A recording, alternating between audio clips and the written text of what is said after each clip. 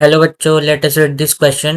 A wheel having moment of inertia 2 kg meter square about vertical axis rotate at the rate of 60 rpm about the axis. The torque which can stop the wheel's rotation in 1 minute would be.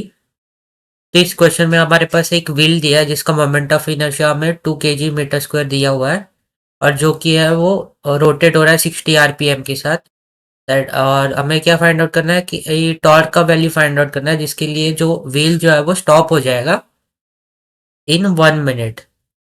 तो यहाँ इस question को solve करने के लिए जो की concept हम लोग यूज करेंगे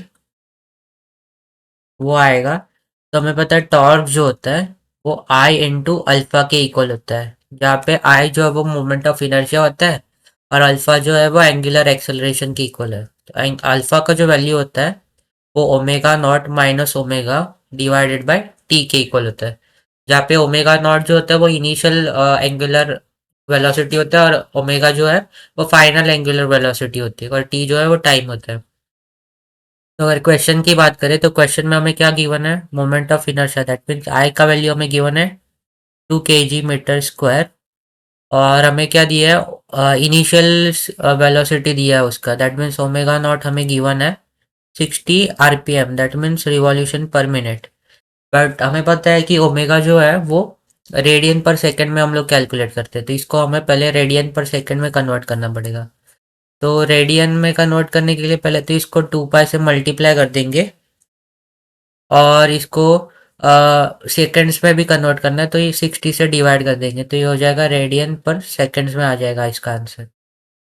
तो जो हमारा ओमेगा नॉट का वैल्यू है वो आ जाएगा 2 पाई रेडियन पर सेकंड के इक्वल।